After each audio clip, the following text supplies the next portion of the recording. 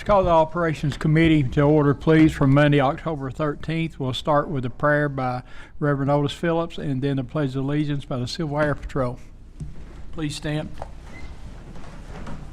Well, let's pray. Heavenly Father, we come to thee this evening thanking thee for many blessings you've given us. Thanking thee for everything you do in our life, Father. Thank you most of all for salvation. Father, be our prayer tonight, Father. Everyone here tonight knows you in the free pardon of sin.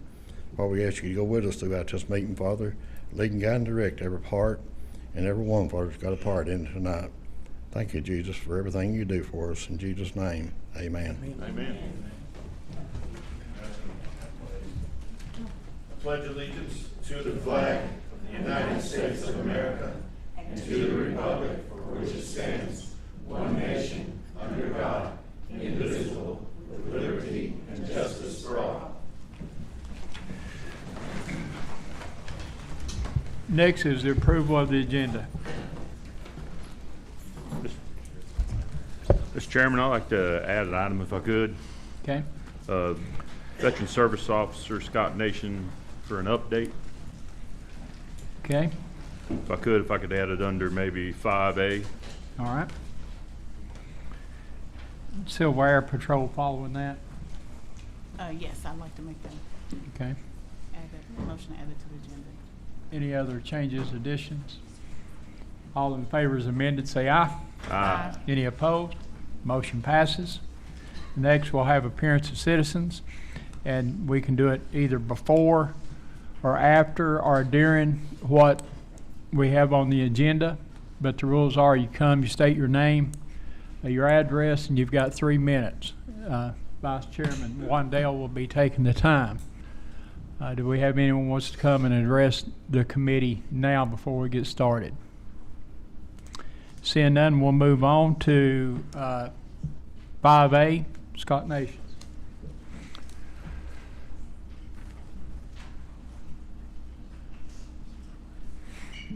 Good afternoon, Mr. Chairman and committee.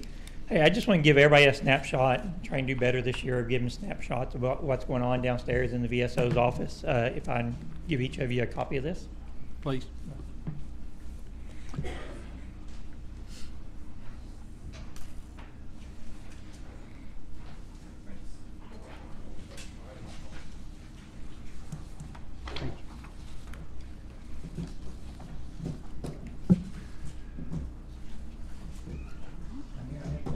Okay, thank you.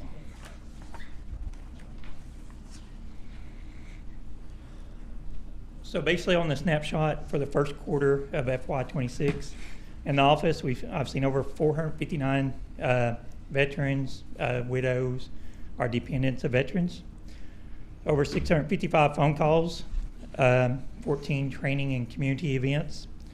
I've done 12 home visits in the first quarter, and that literally what means they go to their house or the nursing home to help file for their benefits. And in the first quarter, revenue that I've seen come in that veterans have or their dependents have said that they received has been over $533,000.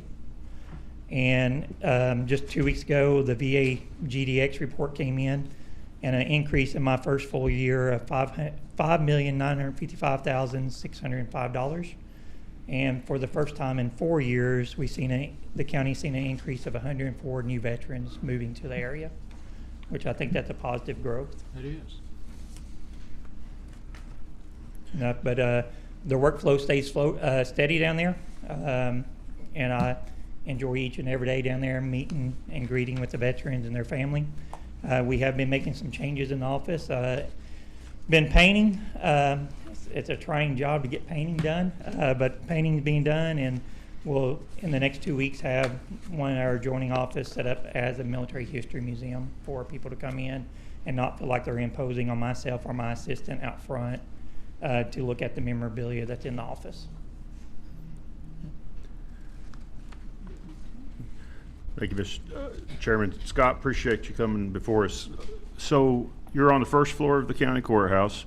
Yes, sir. You're open Monday through here in the courthouse, Monday through Thursday, 8 to 5.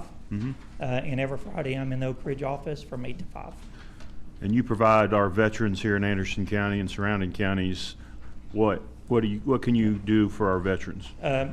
So the gist of my job most of the day is helping navigate the VA system, the paperwork, filing claims to VA, appeals, board hearings, stuff like that with the VA. The other things I do on the side that never shows on this report is, and won't ever show, is if a veteran is having behavioral health issues, I make sure I get them in contact and do follow-up calls with them. If they're needing aid, financial aid for rent, water bill, lot bill, I make sure I coordinate with the local resources in the county to get them the aid and attendance that they need to pay their lot bill, keep them from being evicted, things like that, sir. And then you have one day a week. You moved to Friday now in Oak Ridge. Yes, sir. I moved it to Friday due to the fact that I'm a mentor for the Veterans Treatment Court for our VERS veteran that Judge Spitzer got started. So I meet with Judge Spitzer and the veteran every Wednesday about the Veterans Treatment Court. And that's located at the Emory Valley Center, the old Daniel Arthur building off Emory Road, correct? That's where the Oak Ridge office is. Oak Ridge yes, sir. office. And Okay. behind the county clerk in room 56. Mr. Chairman, I just want all the veterans out there to know you don't have to have retired 20 years to get service or to get help from Mr. Nation. You could have served a year, or as long as you have an honorable discharge, and you can come see Mr. Nations and he can help you out and answer any questions you may have. Schooling, VA home loans, disabilities, filing, helping you understand the paperwork. He's your guy. Correct. That's the DD 213? DD 214, sir. 214. Unless it's the corrected one, then it's a DD 215. Okay, Thank you, Scott. Appreciate You're it, welcome. Mr. Chairman. thank Thank you. you. All right, thank you. Next, we have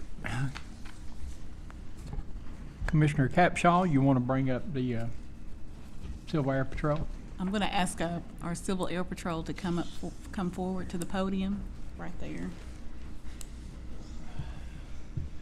Good evening, members of the committee. My name is Major Stephen Mellard. I actually got promoted this year. I have been a member of Civil Air Patrol since 2001, where I started in Georgia. Today I'm coming to you as the commander of the Oak Ridge Composite Squadron. This squadron has been a member of the community since 1943, when it was first founded by members of the Manhattan Project. The workers, engineers, and scientists first met at the Robertsville School in Oak Ridge, and we've been meeting in Oak Ridge for the last 82 years. Since the 1990s, we've been meeting at the Larry Dixon County Office Building, where we've met there for 2 hours a week, sometimes additional hours on the weekends, and it has served us wonderfully. However, one of the requirements that have been made of us is we need a letter of occupancy from the county to permit us use of the building, something that we are in the process of requesting. Civil Air Patrol performs a lot of functions for Tennessee Wing, for Tennessee, the state of Tennessee, the Tennessee Wing. In fact, last year, Civil Air Patrol produced about $4 million worth of volunteer labor, assisted in 4 Air Force assigned missions, and Civil Air Patrol has filled with first responders who specialize in ground search and rescue, aerial reconnaissance, disaster analysis, and locally, community service. Our squadron specifically has volunteered 258 hours in the past year, which amounts to a value of $8,700. These are services that we offer to the Chamber of Commerce, the Lavender Festival, the Atomic Fall Festival that we had just a few weekends ago. It is a core philosophy of our organization to provide community service and disaster relief. And I actually have some flyers I would like to, if you don't mind, I'd like to pass out to give you some more information about our organization.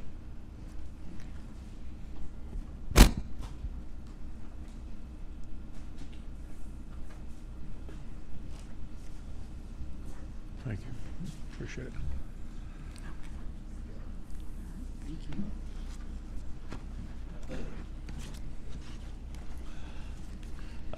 Would the committee like to ask any questions? Can you, so how I come about putting this on the agenda is that Captain Mellor reached out to me about the certificate of occupancy, And so I had met Civil Air Patrol at an E-Tech meeting probably, 2 months ago? It would have been in August 21st, I believe. Yes. And so when he reached out about that, I said, well, let me do research for all of us and see like where you guys meet, how many cadets, and please let us know how many cadets do you have, how many adults do We you currently have? have 24 cadet members who are between Okay. ages 12 and 18, and we have 19 adult members. Okay. So I just wanted to kind of get the conversation started. I did reach out to the fire inspector for City of Oak Ridge, and he hasn't given anything formal yet, but his concern, is safety with the building. And he said just to get the conversation started, so that's why I brought it before commission, and he will give us a formal decision.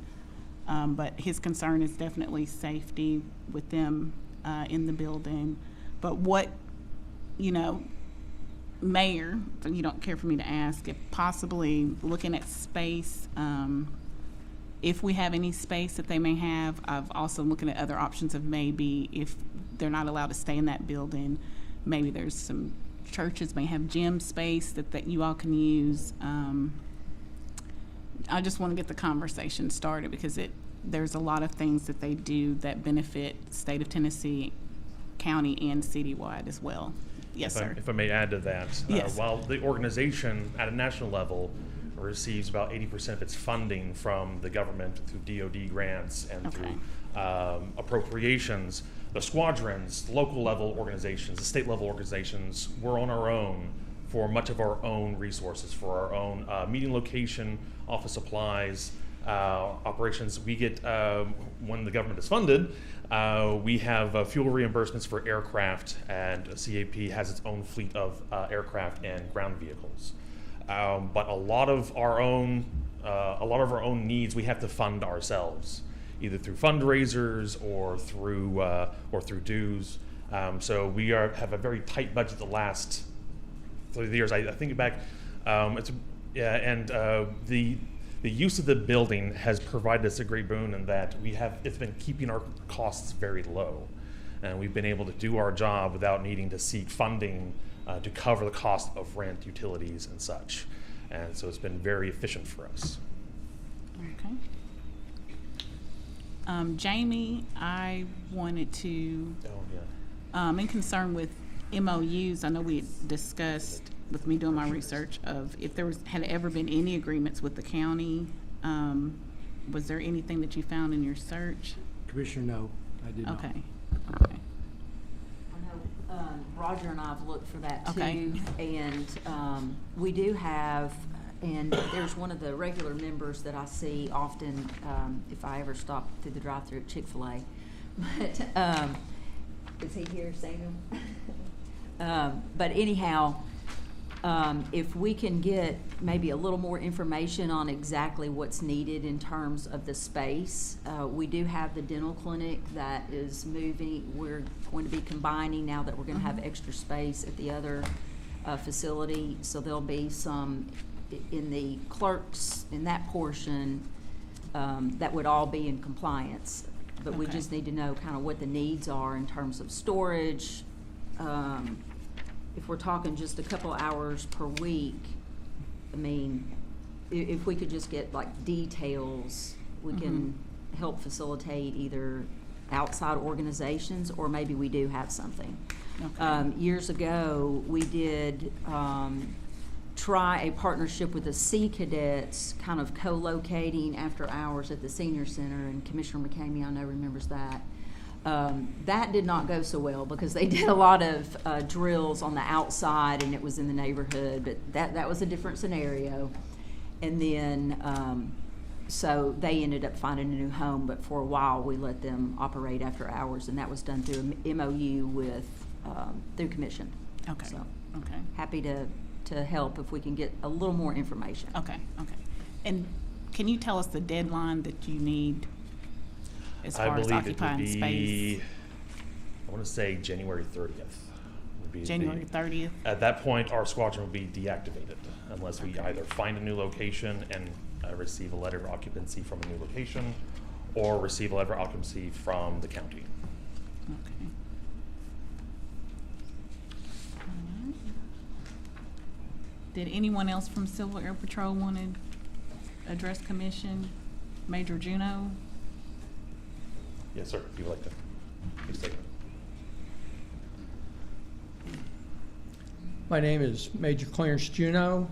I've been a Anderson County resident since 1992 and a member of the Civil Air Patrol since 2008. During that time, I have discovered the Civil Air Patrol probably is the best youth leadership training program in the country. And I'm very proud of what they do as far as cadet programs. Our cadet program starts at age 12, and you can enroll as a cadet up through your 18th birthday. We are a little bit similar to junior ROTC in that we train in military customs and courtesies and drill. However, we really concentrate on moral leadership. And I think that's something that the youth in Oak Ridge and Anderson County need right now. We also do aerospace education. Yes, we have an example. CAD provides a textbook to educators that they can use in their classrooms. Besides our internal aerospace education program, we have an external education program where we can go out to schools. We have 24 different STEM kits,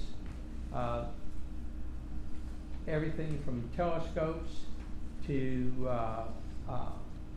computer learning to for ages kindergarten up through age 12. There's a curriculum that the Civil Air Patrol nationally has created to accomplish this. We seek aerospace education school teachers. We have dedicated programs for them. All of our STEM kits, some of them worth hundreds of dollars, and all our textbooks, paper curriculums, everything is totally free to any school teacher or educator. They have to pay a one-time lifetime membership fee of $35. After that, everything is totally free for them. Yeah. Thank you.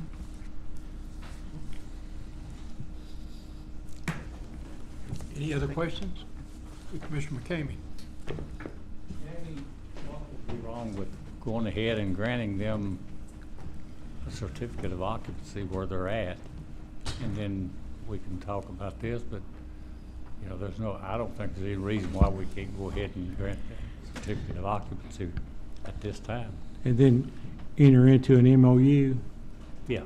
Okay. Well, hold on one second. Well, so the fire inspector from City of Oak Ridge, he hasn't given me a formal letter, but his concern is not having a sprinkler system and safety concerns.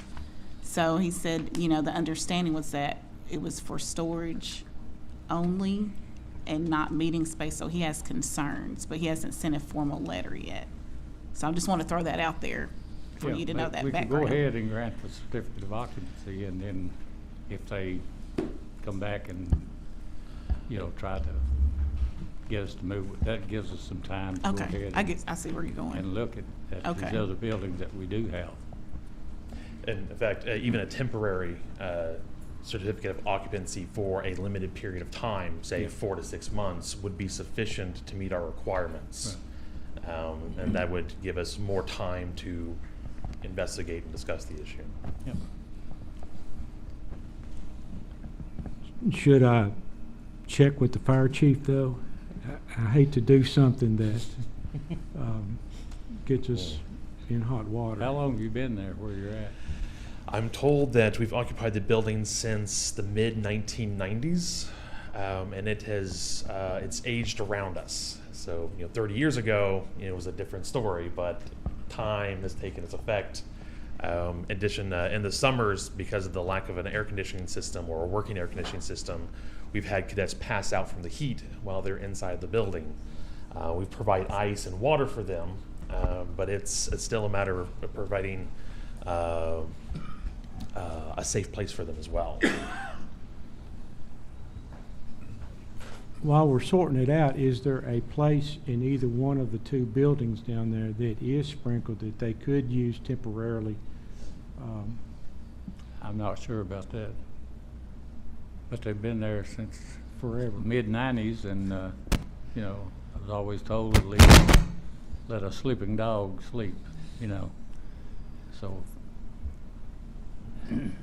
I do know that they were actually in another building, so they were in part of the building that was sold to Emory Valley Center.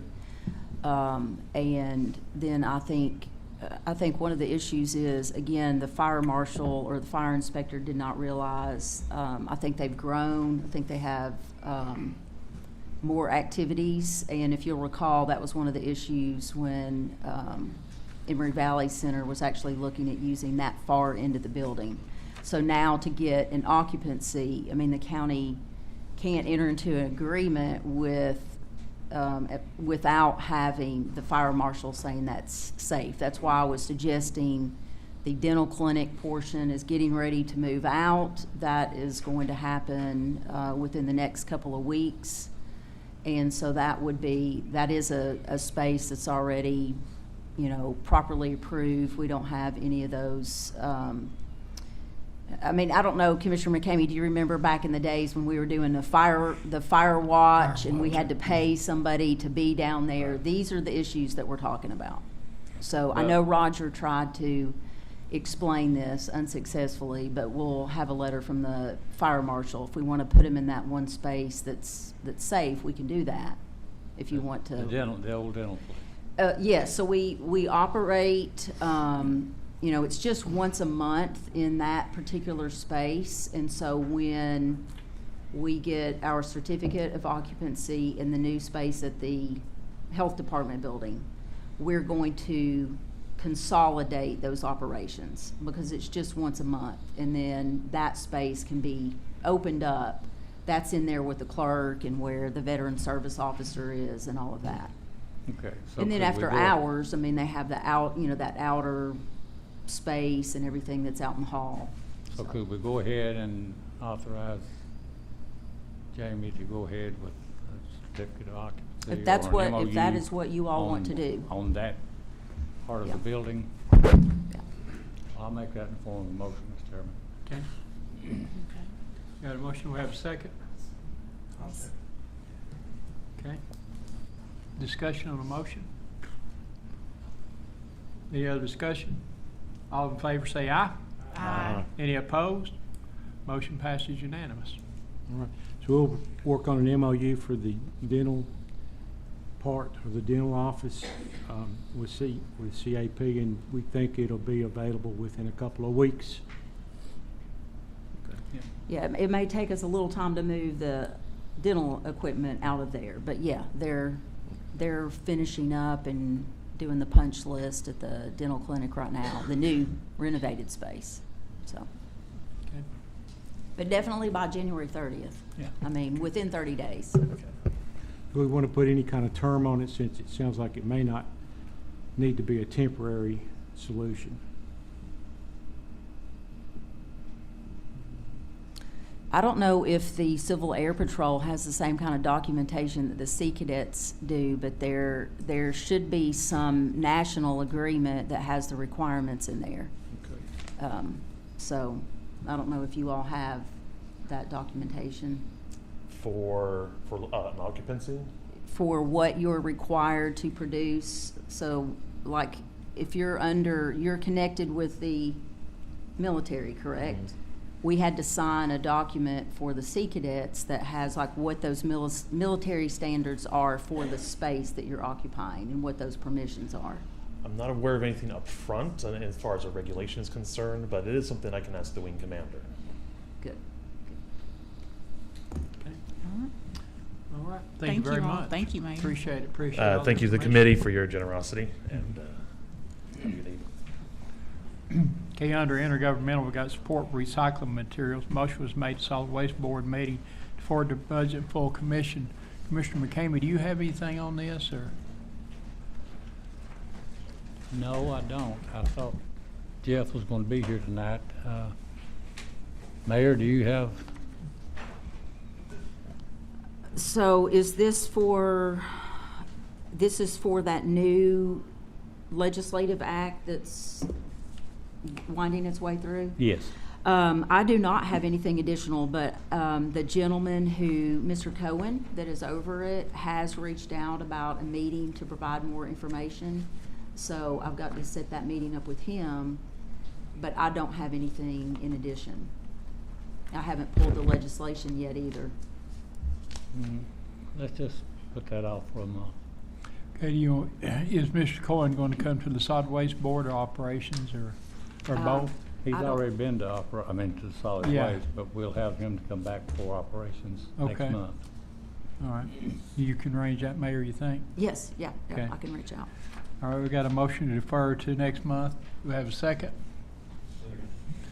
Any discussion on the motion? All in favor say aye. Aye. Any opposed? Motion passes. Next was telehealth for animals is deferred from September operations. I've been working on that and trying to get some more stuff from some other veterinarians and some of the other things, see what the issues are, and trying to find out why the state is actually not in favor of telehealth for animals. So if that's all right, we'll defer that next month as well. Get a little bit more information, get it sent out. Okay. Got a motion and second. Any discussion on the motion? All in favor say aye. Aye. Motion passes. Next, under legislative, fireworks private act, letter from Sheriff Barker. Vice Chairman Wandell is the chairman of the fire commission, is that correct? And- Last I checked. And they met, but it wasn't discussed, and so, No, we didn't meet this month. In the month prior, there wasn't even a quorum, so I think it was a bad week. Everybody out of school and stuff for fall break, and had several send emails. So we're going to meet in November. Probably be best for us to pick this up in November and let the chiefs tell us what they're thinking. I agree. Okay. Chairman?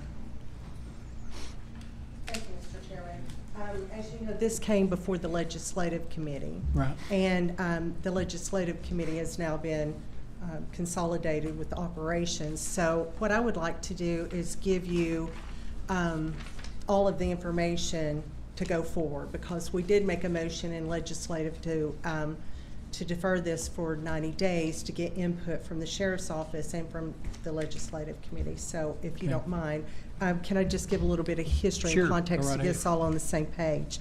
So sometime before the 2021 Commission, they determined to revise the 1947 Private Act, and there was some issues with the language from 1947, and of course the laws had changed as far as the state's concerned. And so it's 80 years old, so the Private Act needs to be addressed. The previous law director drafted a new Private Act that addressed the language, but it also allowed for the sale and the use of fireworks in Anderson County. That Private Act passed commission, it went to the state, it passed, it came back to commission, and it did not pass. So there was no further action taken on that 1947 Private Act, and it is still in effect today. So one of the individuals that was involved in all of this was all before my time, Ms. Tracy Parker. She was unable to be here during all of that COVID, that was at the height of all of that. And so she came to commission and wanted to follow up. And so it was referred to legislative. We talked about it. A motion was made in August of 2025 to defer it for 90 days and come back in October. So the 90 days are up. And to get this input from the Sheriff's Office and the Fire Commission.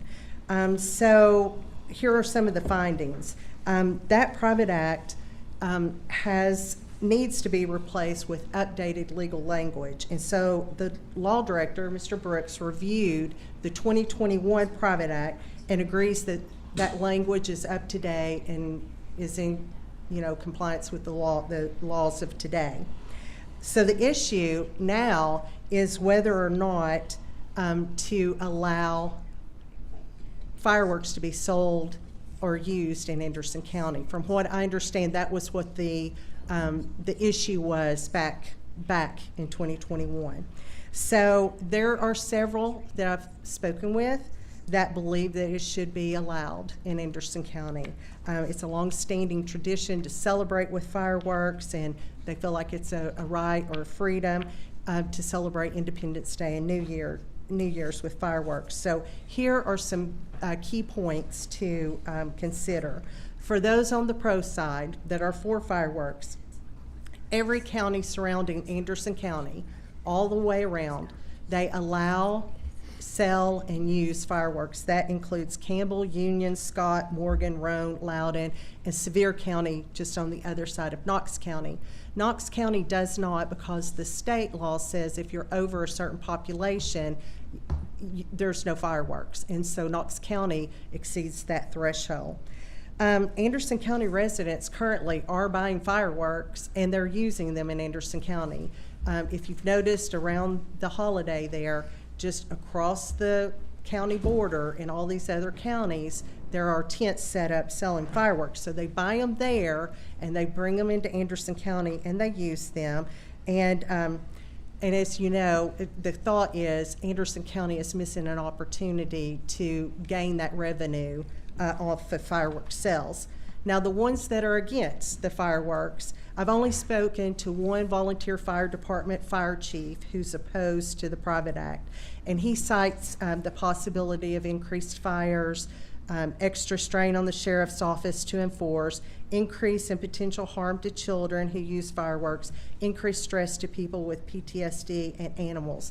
And if you notice in the sheriff's letter, he acknowledged that, and he, gave a suggestion of a curfew, which is certainly agreeable and doable. So I've given that proposed Private Act in the August Fire Commission meeting, gave that out to all of the commission, or the ones on the fire chiefs on that committee. They have been reviewing it, and there was some really good conversation. I haven't received any feedback yet, and as Commissioner Wandell has said, they haven't met the last 2 months, so we don't have a vote whether they're for it or against it.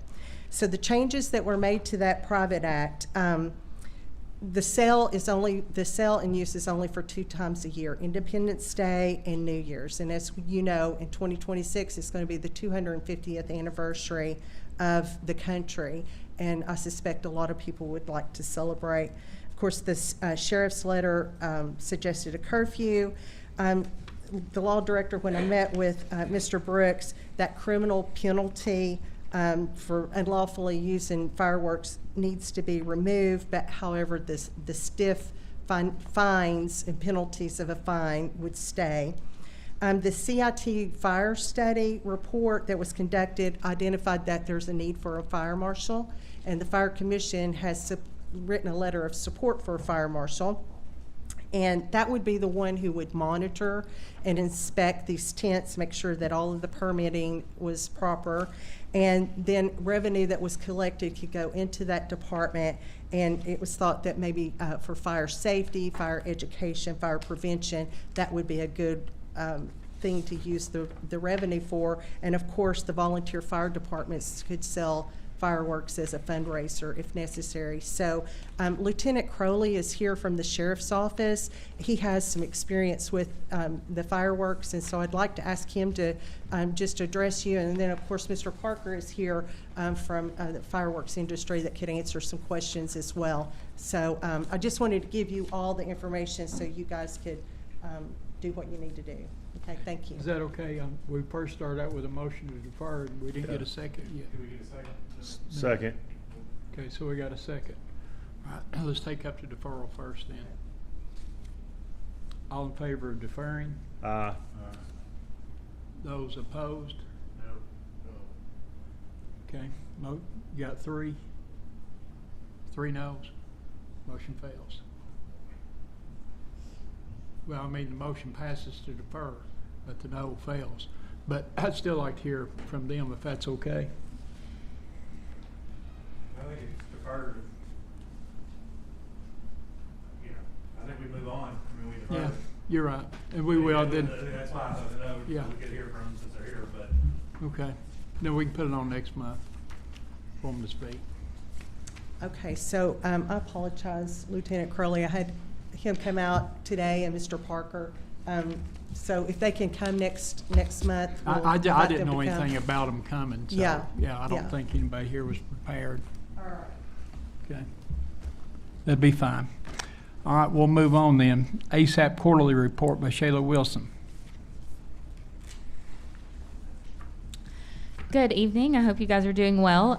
You will notice that our quarterly report is a bit smaller today, but just changed format a little bit. Wanted to give you guys a bit of a snapshot of what we actually provide our board quarterly as well, and give you all some data and what this past quarter has looked like for ASAP.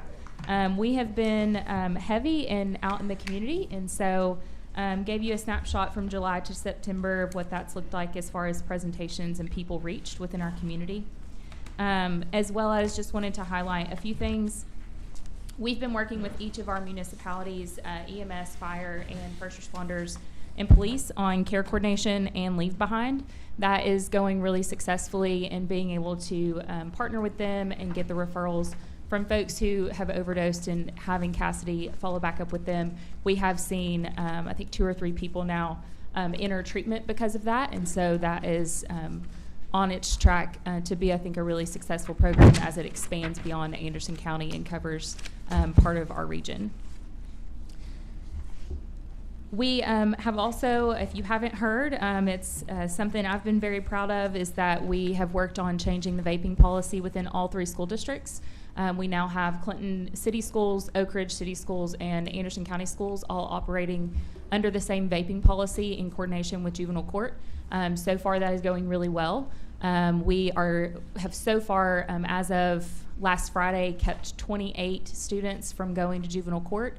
They are first going to our coping conversations program and working one-on-one to address the root cause of their substance use before we send them to second referral into juvenile court and through that process to attend the vaping class with a parent. So have been very impressed with what the outcome of that program has been so far this semester, and we're excited to see what the data continues to show us.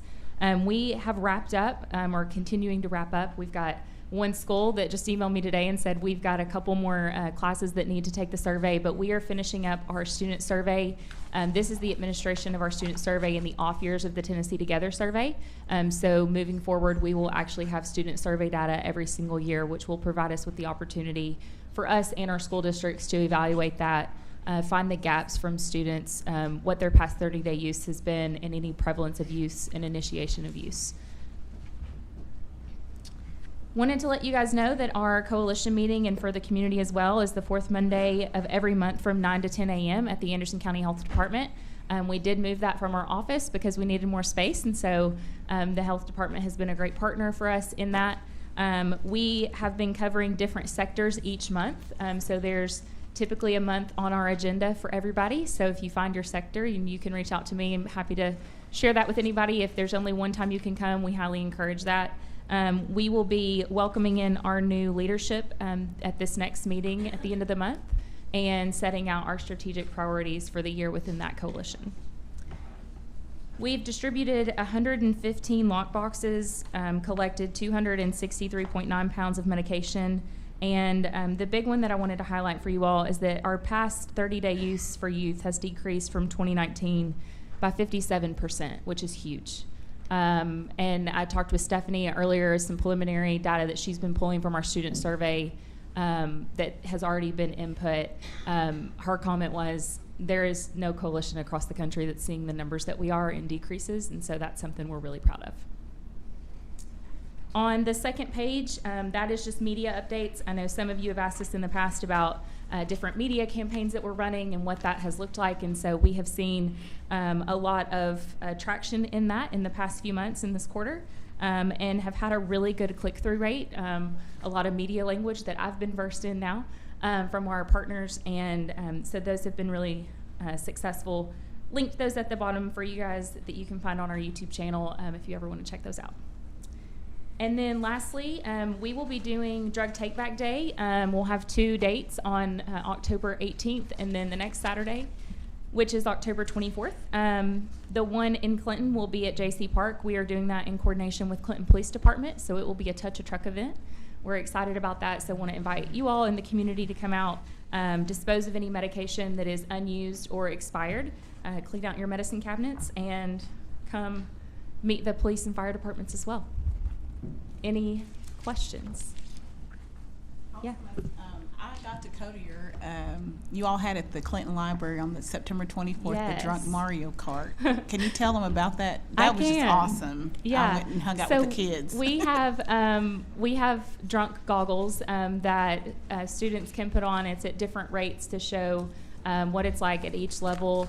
And they received some education. So Savannah did an educational presentation for them on alcohol and what that does. And then they were able to see the effects of that, put the goggles on.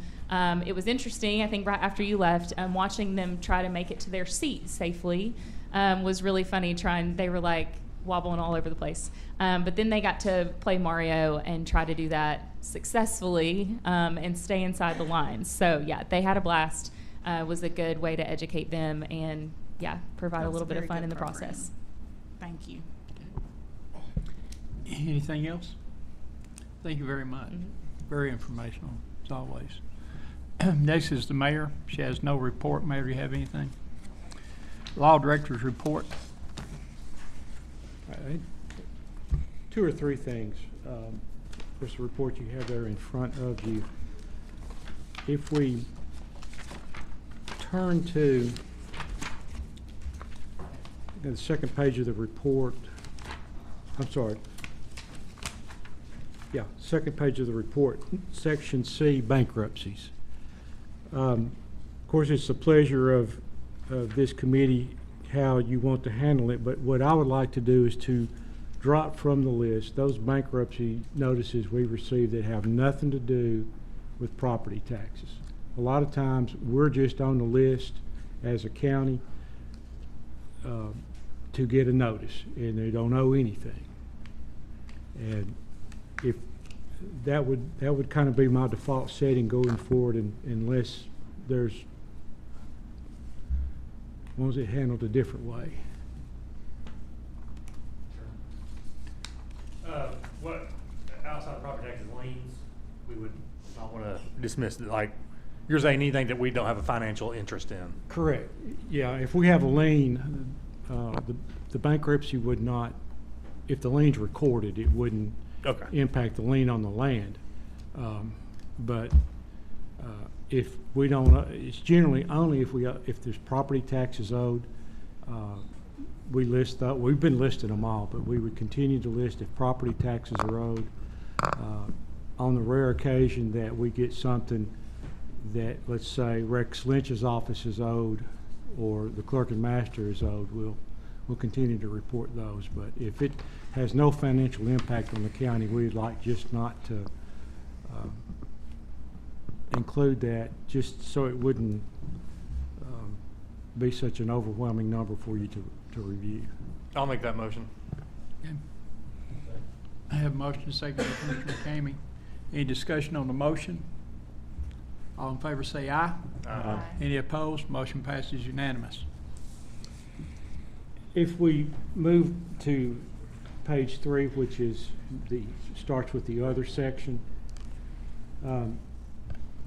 we had received an email back from Pixie Inc. on the copyright claim. Folks, I know nothing about copyright except what it looks like, a C with a circle around it. And I would like the ability to at least sit down and talk with the copyright lawyer and kind of educate me as to whether we have really any risk or not. I would expect that would be an hour's time. If they don't agree to do it gratis, I would think it would be $300 to $500. But I would like that. I need that to bounce that off of somebody, because that's such a niche area. Have you got someone in mind? I do. The Lukita and Neely, they're sort of the long-term patent, copyright, and trademark. Down on Middlebrook Pike, is that where they're at? Somewhere. I went to school with one of the attorneys that was in that firm. I don't think he's there anymore, but I have reached out to him before. He's just not in practice. Mark Graham's another good one, too. Yeah, well, that's who I went to school with. Mark? Yes. Okay. Yeah, and Mark he might not be practicing right now if I've got the correct Mark Graham in the things. Oh, yeah, there's not that many copyright Yeah. attorneys in Knox County. Yeah. But he is actually one I have reached out to before. I'll make the motion to approve that request, and then I would just add that we also reach out to CTAS, like if they have somebody that maybe has some. Okay. If you don't I make that your don't first care a thing, bit too, yeah. do that then, but send it on to full commission. I can tell you from experience, copyright law is very different. Yeah. I would agree, so Yeah. that is one of the other there, since they do have legal, maybe somebody has experience in it. Yeah, it was the only recognized specialty forever until everybody else was able to jump into the mix. Got a motion seconded by Commissioner Yeager. Discussion on the motion. Do we need to set out some parameters about cost or? Yeah, I would think I would spend no more than an hour with them and no more than $500, because I don't know what the hourly rate is until I'd set say it you're up. close. Yeah, and if it's more than that, well, we'll go a different route. But Okay. Commissioner Capshaw? I was going to say, when I went in the database to look up that particular copyright number for that image, it's registered with 200 and something plus images that they register with. And so I agree that you need to talk to someone, because I couldn't get through all the images to see what in particular. it's I think I'd mentioned this last month. It's their business model is to try to extract funds from unwary folks. I'm not going to get too far into this because I'm going to exhaust my knowledge very quickly, but there are a lot of affirmative defenses that can be put up should they pursue it. We just get these bot-generated emails is what I think we're getting right now. And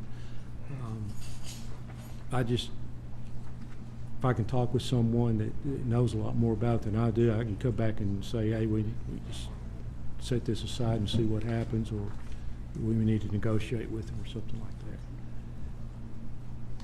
Any others? Commissioner McCamey? Do you have funds in your budget to cover this? My assistant is shaking her head that we do. Okay. Otherwise, I'd say it's going to need to go to budget, but he's got money in his budget.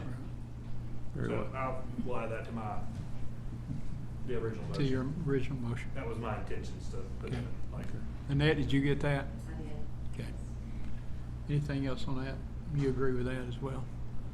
All in favor, say aye. Aye. Any opposed? Motion passes unanimous. And in a different section of litigation updates, but sort of along the same line, this is a UCC sales case, which is another, it's not quite a niche area, but there's an attorney, Morris Kaiser, that I've been speaking with in Knoxville, and that's what he does. And because of the way that the limited warranty associated with the cameras has been drafted, it's taken just nearly every thing we had going for us away. Now, we have been able to survive a motion to dismiss, but I really would like to get Mr. Kaiser's eyes on it. Several years ago, Commission authorized the retention of an attorney to help Mr. Yeager. I'm not advocating for that. November the 3rd, I'm going to sit down with Mr. Kaiser and talk with him, show him what we've got, where we're at, and then I'll be back to make a recommendation of where to go with it. If, I don't know if you consider that more information than request. I guess if we've got money for copyright, we've got money for Mr. Kaiser as well. And again, I don't expect that to be more than 500. Because I don't anticipate spending more than an hour with them. And Mr. Kaiser's been kind. He's looked at it a little bit, run a conflicts check to make sure they have no issue with coming in if it's of benefit. That's the thing, is to look at it and weigh whether it's of benefit versus cost.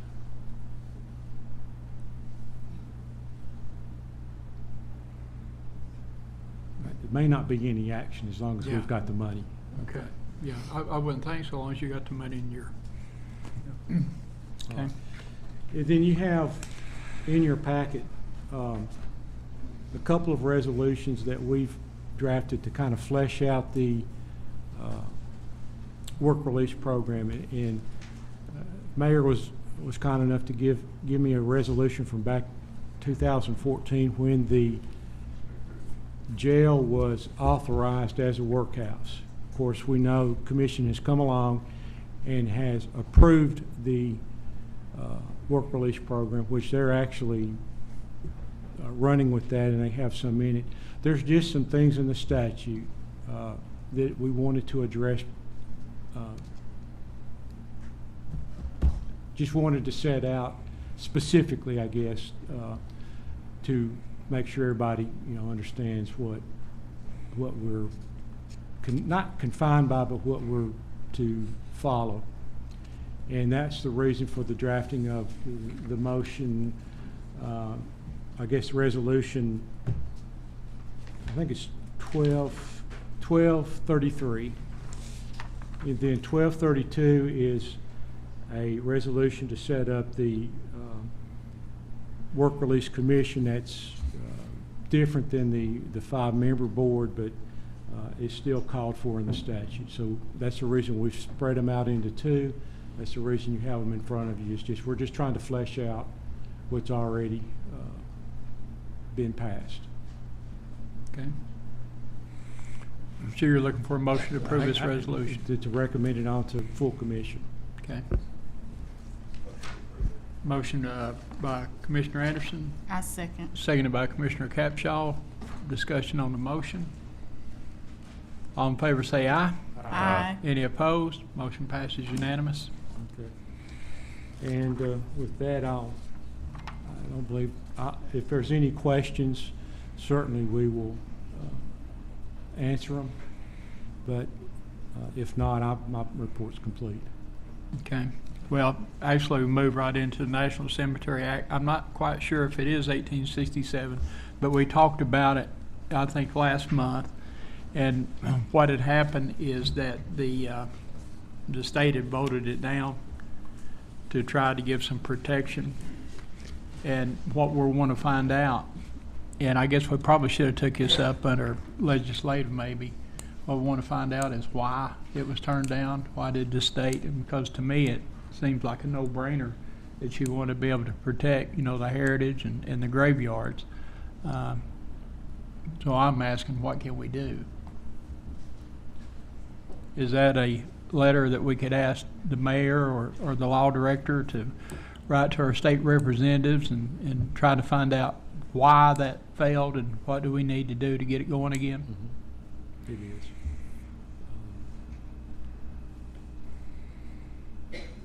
Okay.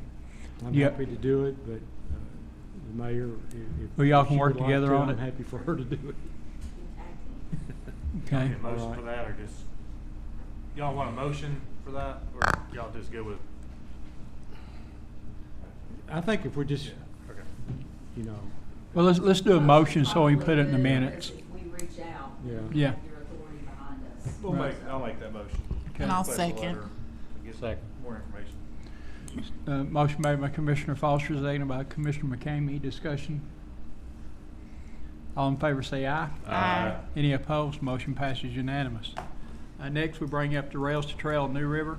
A couple Saturdays ago, we had a very in-depth conversation over at Rosedale.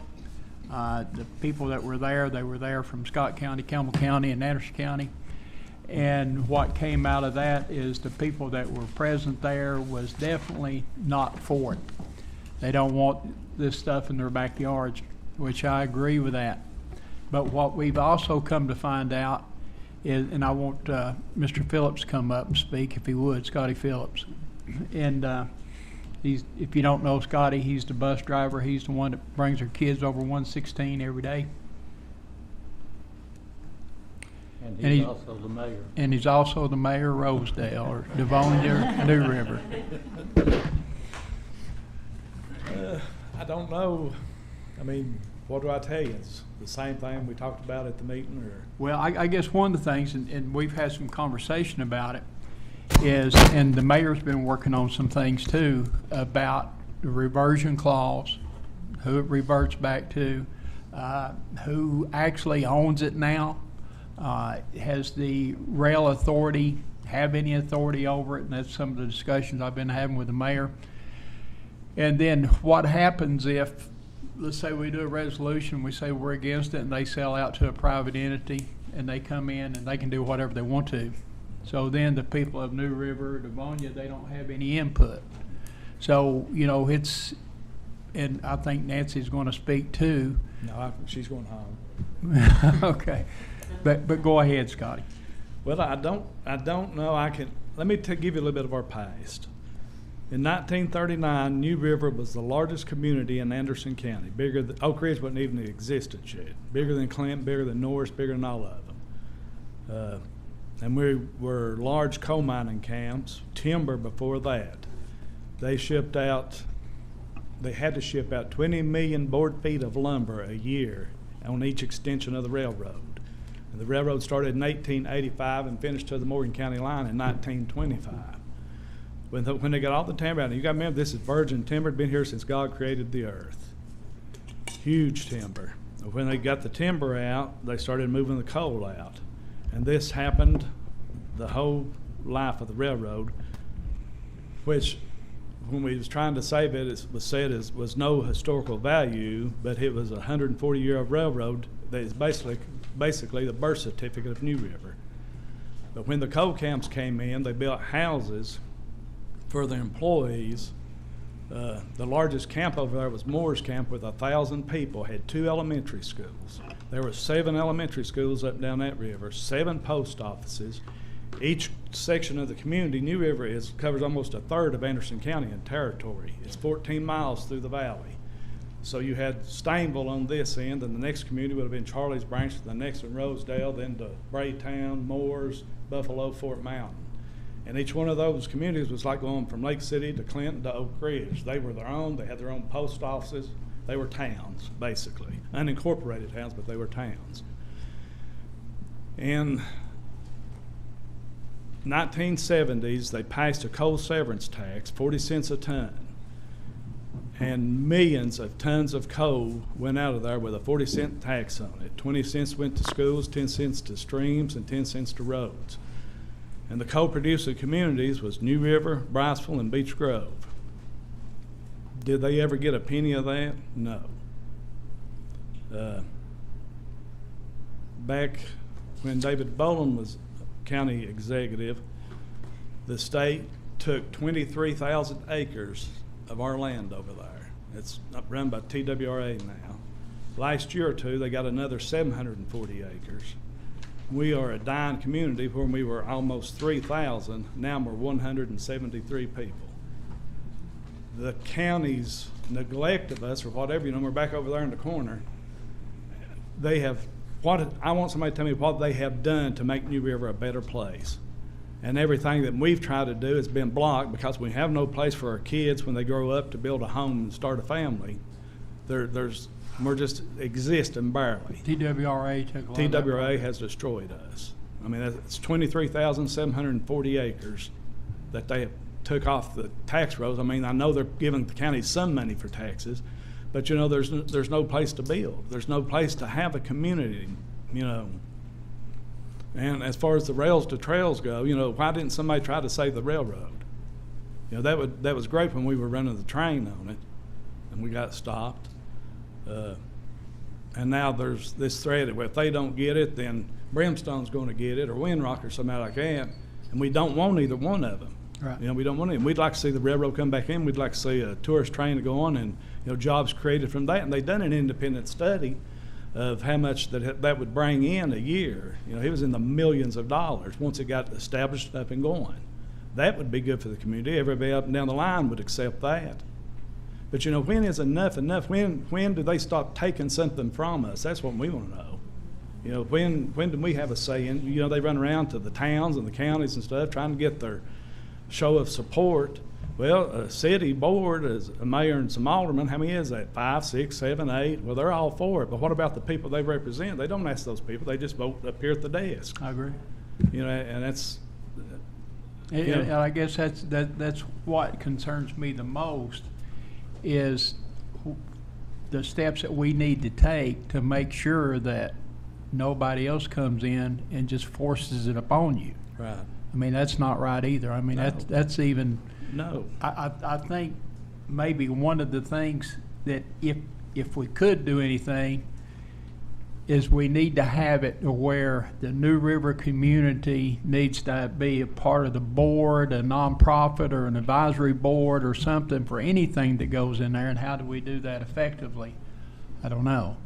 And I think the mayor can talk about some of the things. You know, I sat on the rail authority as well, and for years that, you know, we had lawsuits and all that and fought it quite a bit and spent everything that we could get in fighting it all the way to the appeals court. And I think we lost by one judge voting, you know, against us. So if you don't care, I'm going to let the mayor speak a little bit on this, and we'll just stand there and we're just having a good conversation if that's okay with the board. Well, Mr. Chairman, I did talk to Scotty, or Mr. Phillips, the mayor, last week, and the binder I have on R.J. Corman and that whole land and history is about this thick, and then I've got a box of other files, and so I'm looking through some of the things that he asked about some of the grants that went through, what that means to any kind of ownership or claim, but I'm still working on that. And what I asked her was, you know, they got money to do tie replacement, trestle repair and stuff like that through the state, and I guess that come through the rail authority. But that money, to my understanding, was never paid back. And after, certainly at the time, maybe it goes away. Well, you know, my debts don't go away. So how, you know, what I was hoping was with that, if anything can be found, that a lien could be put against that property where they can't sell it to anybody, that the rail authority would just assume, you know, the track. No, not the track, the land the track was on. I don't know. I don't know. I just know we need help. I know we're tired of being kicked to the side. And If you I can't think- help us, don't hurt us. Right, exactly. And that's what I want to prevent. Yeah. So I think, you know, we need to be real careful in what we do here to make sure that whatever we do is that we're protecting those people's rights, because you wouldn't want to have a moonshine still in your backyard. We'll take it though. You know. No, really, what it is, you know, it's like when the state was taking over that 23,000 acres. Me and Randy McNally was buddies, I thought, and I think the world of Randy, and I hope he, you know, thinks something of me. But, you know, when we was discussing that, you know, I said, Randy, we don't want it. And he said, well, I'm torn between the people of Oak Ridge and the people of New River. He said, the people of Oak Ridge want it, but the people of New River don't. And I said, Randy, when the people of Oak Ridge decide to move to New River, then that becomes their business. But until they do, it's none of their business. And that's what we want. If you can't help us, if these big towns and stuff can't help us, leave us alone. We're not a playground. We're a community trying to survive. Mm-hmm. And, you know, and we're not going to give up. You know, when you talk about Moore's Gap and you go over there and you seeing all these images in your mind of a thriving community, but when you go there, it's all gone. Right, it's nothing. You'll see, and I think there's one fella here that Daughtery's Furniture, that's where his house sits, is on that foundation. Fort Mountain. Yeah, Fort Mountain. And So- you know, when J.R. Darty, you know, he's got family still on the river there. But, you know, that's where he was raised. And when he moved to Clinton, they celebrated the 50th anniversary of him being open over here. And in big letters on the front of the Clinton Courier News, it said, from hard times in New River to good times in Clinton. Well, he had to do pretty good on New River to be able to build the one in Clinton. You know, but it's just anything negative that they could throw at us. And, you know, if you want to, build a wall around us over there, and we'll stay in and you can stay out. You know, I'll deal with that. You know, I don't know.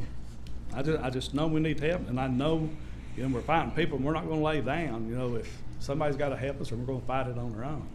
All right, but before we let Nancy speak, what would you like for this commission to do? Do you want us to work with the law director and the mayor and see what we can do to try to prevent somebody else from coming in and taking it over, if there's anything, or if we can do something, you know, and the mayor's looking about the rail authority, and Commissioner McCamey?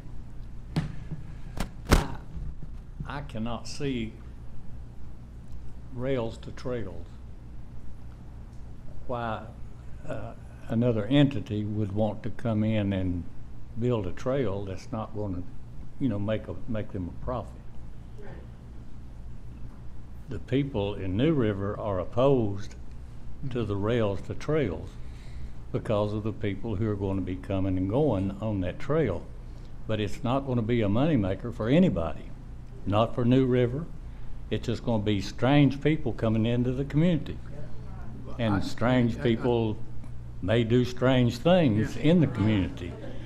So I feel like a motion to oppose the rails to trails, because that's an organization, a nonprofit organization that's pushing this. And it's already been, I think it's been opposed in Oneida. No, Oneida City took it. Oneida City was for it, but Scott County was opposed. So it's not a cut and dried thing.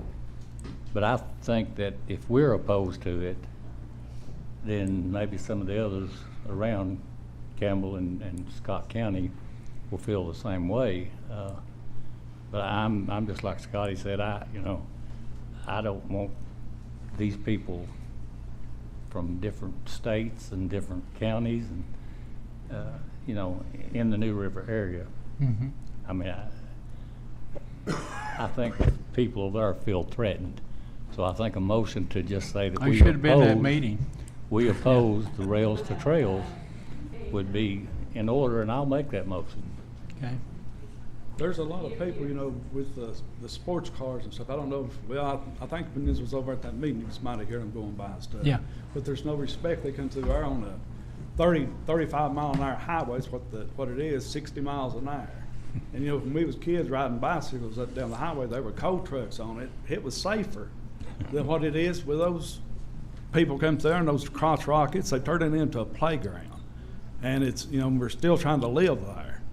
But it's, you know, progress is good for some things, but I don't know that's been good for us. Yeah. I mean, I'm glad people want to come see it because it's a beautiful place. We love it. You know, come look at it. But, you know, be respectful when you come there because you're in our community. Okay. And I don't know, you know, I don't want the rails to trails, but I sure don't want the side-by-sides on it. So I don't know, you know, if I don't know what can happen, but it's, like I say, And I think that's the biggest concern is by, you know, if we just say we're opposed to it without putting the stipulation in there, going forward. I mean, if you're just opposed to it, but if you don't have a stipulation about, you know, selling out to somebody else and they put the ATVs, that's what people, you know, Commissioner Anderson. I'll second Commissioner McCamey's motion for discussion. Okay. The reversion clause, would the property owner have to buy the portion that they attach to, or would it just revert back to the property owner? Well, I think that's one of the things the mayor's looking in and the law director can look into as well about the reversion clause. Nancy, do you have something on that reversion clause? Well, I was gonna address Just, that when okay, well, all right, we'll do that in a minute then.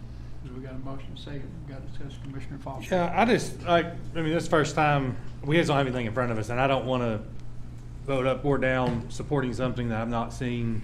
Like, because if we say we're against Rails for Trails, does that mean everywhere in Anderson County? Does that mean, so I'm not like saying that I'm for this in that area or not, but a blanket we're against Rails for Trails motion out of this committee might be the best interest of the whole county in a certain other area that might want Rails to Trails. So there's not anything, and there wasn't anything in the packet that I saw that talked, I know it's about a meeting, and there's stuff to the mayor, so I don't feel comfortable taking a vote on it tonight for me personally. If, you know, a vote yes, for me to vote yes, I just don't have enough information. Well, that's what we're doing, is we're trying to get information to all the commissioners, you know, and hear from the public and the people that live there. I prefer a deferral while we're waiting for this information than saying no. I agree with Commissioner Foster that we don't have a lot of information to make decisions tonight. Okay. Can you make that after Nancy speaks? I would, yeah. Okay. Still me. Okay. Nancy, you want to come up? Thank you for giving us the opportunity to talk tonight. My name is Nancy Manning, and I'm representing Tennessee Citizens for Wilderness Planning tonight. I guess we're kind of the bad guys, except for Scotty likes me anyway, right? Okay. Now, all that we're here to ask for tonight is a pause before you take any formal action on this, because there are a lot of issues. I've sent a packet out that has extensive information, but I just want to summarize the two primary issues, one of which you've been discussing, and that is what happens if there is no rail banking agreement. The rail banking agreement keeps it intact as one corridor, okay? If that doesn't happen, there's no real blanket reversionary clause. What happens is when National Coal deeded it to R.J. Corman through 5 deeds, what you have to do if you're a title search attorney is drill down all the way, sometimes over 100 years. We know for a fact that this started back in around 1880s in some places, and 1905 we've seen deeds. So what happened was, back in those days, when the railroad came in and said, we just want to borrow this right away for a while, the landowners didn't have lawyers, and they just agreed. And what we're finding is that a lot of those deeds, in fact, transferred ownership in fee simple to the railroad. So some of them will have reversionary interests and some of them will not. So the result is going to be a hodgepodge along that whole corridor of various types of ownership. Some will revert to landowners, some will not. But also there's large swaths that, because they were transferred in fee simple, R.J. Corman is going to own until the last minute, which I'll get to in a minute, and they can sell that off to whoever they want. And we know for a fact there's 2 or 3 ATV companies that want that tract, some of those bigger swaths. So essentially, if we don't preserve the corridor intact, we're going to end up with a worse situation on that corridor for ATV users and trespassers. Now, we do have a title search lawyer on our board. We can't ask them to do the whole thing. TPL is going to be doing it, Trust for Public Land. It's going to cost them about $300,000 because there's about 300 adjacent landowners. So, but our board member has said he will take a handful of the New River community and take us up there and at the Register of Deeds and start drilling down so that we have some information about what this is going to look like. And then if the rail banking agreement does move forward, we can immediately begin working with landowners to install the 2,500-pound cement barriers. We have a lot of them. We're going to buy some more. That's no cost to landowners, no cost to the county. We will do that pretty much immediately. Now, the other big issue is this community has not had a chance, and I'm talking about the New River community, to understand what kind of economic benefits and local control that will occur if that corridor is preserved like this through the rail banking agreement. Trust for Public Land is the organization that's currently negotiating the rail banking agreement, but they don't hang on to these things. They will expect a public entity to step up and pretty much buy it from them. They're going to pay a lot of money for it. Now, once that public entity steps up, here's the good news. Substantial funding becomes available, in millions, from the governor's budget, the State Office of Outdoor Recreation, the Department of Health, and the Department of Tourism for purchase, construction, and management.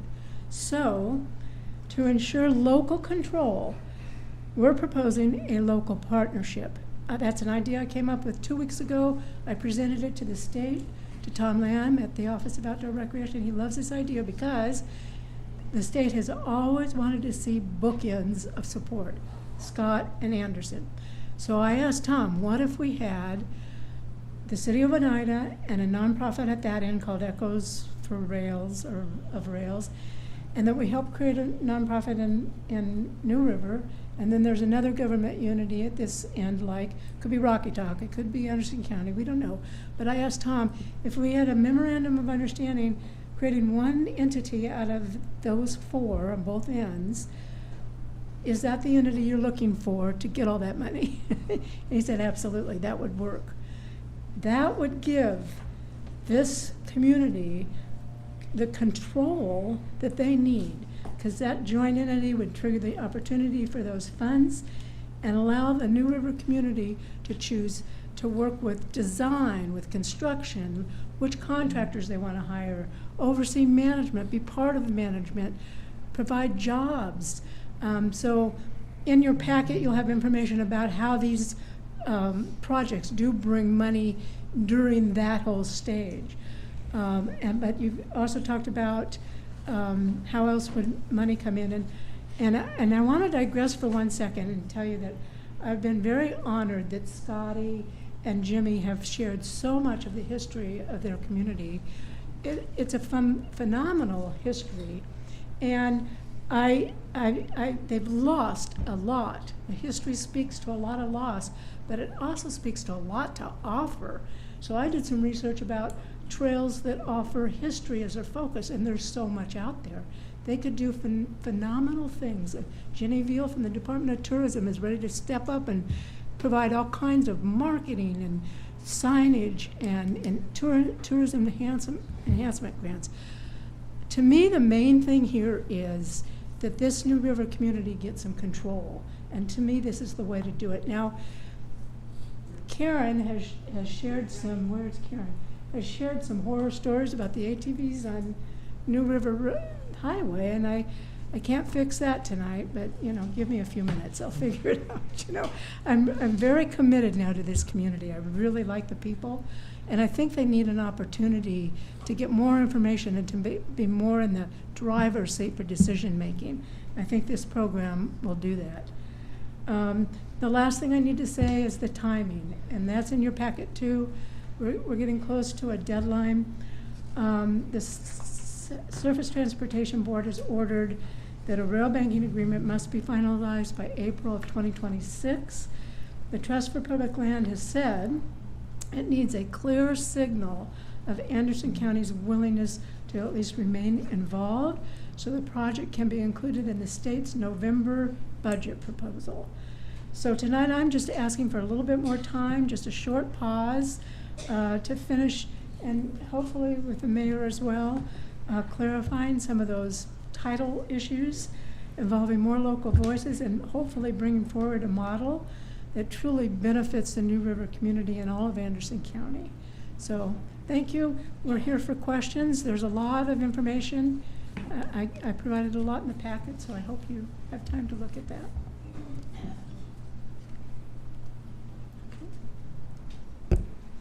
Commissioner McCain. Got one question.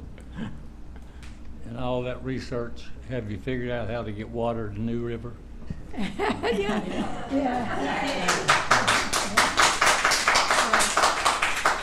Scotty told me about that too. Boy, what a problem. Yeah, I wish we could. I don't know. Well, I mean, you talk about all the benefits, that would be the biggest benefit that New River could get right now is potable water. especially with the millions that she's talking about. If there's a solution out there, I'll help try to find it. I really like this community. This is a special place up there. They've got so much to offer, so. Thank you. I have a question. The packet, Ms. Manning, the packet that you were talking about, have the citizens of New River been able to look at that packet that you were proposing? I'm sorry, my hearing is terrible. I said the packet that you're talking about, have the citizens of New River been able to review what you just talked about? Are they able to what? Have they been able to review that packet? Not the whole packet. I had it available. on Come back our up, public come back meeting up, on Nancy, so October they 4th. can hear you from home. Come back up. Oh, okay, sorry. I did have it available at the October 4th meeting, but we never got that far. I was a little disappointed that Scott County folks hogged a lot of that meeting, so we didn't get to that part. That's what I'm saying. We really didn't have the opportunity to present all that stuff, so. May I make a suggestion that you make sure that the citizens are able to have access to Yes. that packet, just so you're telling us about it, but they are the ones who say yes or no Right. as to if they want in their community or not, and if they haven't had an opportunity to see that, I think that would be something Absolutely. best to try to do. Absolutely. And I think the mayor over here can get it out, right? Can I ask you one more question? Come on up, Scotty. You know, she talked about the delays. Come up front, please. Yeah. So they can hear you from home. She's talking about the delay and stuff, you know, and the stuff she hadn't showed us yet. But if we agree to a delay, is that whatever, is the decision still ours? I mean, we expect Absolutely, this from this county one stay commissioner with it us. is. You know, that's all we're asking. We don't stick our nose in anybody else's business there. Everybody deals with their own stuff. The cities, the towns, the communities, whatever, and that's the same respect that we want. As a Nothing more, matter of nothing fact, less. I've got these email addresses that was sent, and Nancy could send all this information out to everybody that's on. I know there's a lot of people on here that's signed up electronically that may not be in Anderson County, but she can still send it out to all of them, and that'd give you an address to send. But go ahead. So, what are you saying? Are you saying I'm saying, you know, she's wanting us to do a delay here, but we're not going to delay it so long that it becomes theirs. You know what I'm Right. saying? And they're talking about Oneida City. They wanted the two on that end. Oneida City voted for it, not Scott County. Scott County voted against it. Huntsville City voted against it. And Oak Ridge City voted for it. Clinton City voted for it. North City voted for it. Lake City stayed out of it. Oliver Springs stayed out of it. And you know, that's the way it should be. You know, whatever Oak Ridge wants to do in their city limits, that's fine and dandy with me. You know, it's up to them. That's their community. Same thing with Clinton, Norris, and all that. And we are our community, and what we say is what we want. You know, don't put something on us that would be nice for you that we can't live with. right? And that's Hold on a second. Okay. I'm going to now. I got a question, if that's all right. Commissioner Wandale, go ahead. Scotty, how much property up there is there remaining? for development. We'll call it development, but Well, I say for housing. You know, we want homes in the school. We want our kids to have a place to be able to build. There's not a lot, I would say. There's one tract that's like 500 something acres. It's been in the family forever, and it's a lot of mountain stuff. Probably 2,000 acres would push it. okay. And then just on the water, just to give a quick update, is the Anderson County Water Authority did send, Manager Jeff Elrod sent Trevor Martin at TDEC AML an email, and they have contacted CCI, I think it is, Mayor, their engineering firm, to get a quote. So they know what it would cost to get that water all the way up to Rosedale.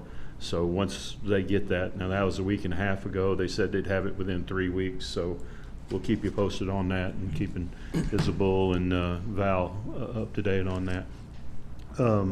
I guess what I would like to say, Mr. Chairman, and I'll certainly give Commissioner Yeager his deferral, but I just feel like we as a county owe it to the people in that community the ability to tell them who owns the land.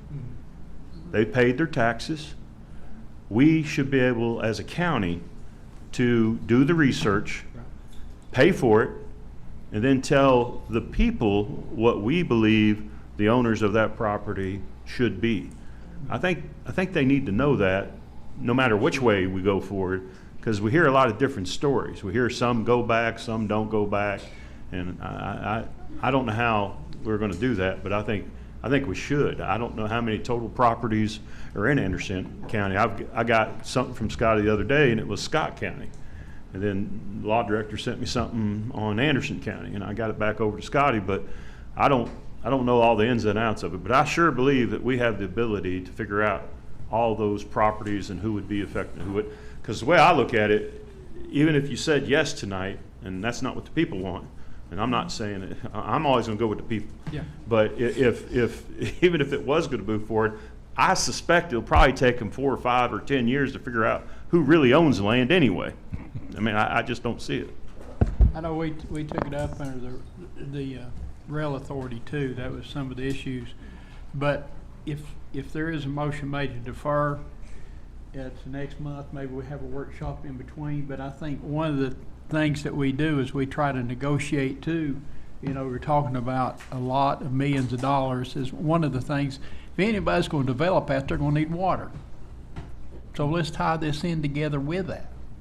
Let's say if you're going to come over and develop it, you know, you need water there to develop it, because that's been one of the issues. I mean, how can you grow it if you don't have the water? And they've always said, you know, we can't build it on a promise.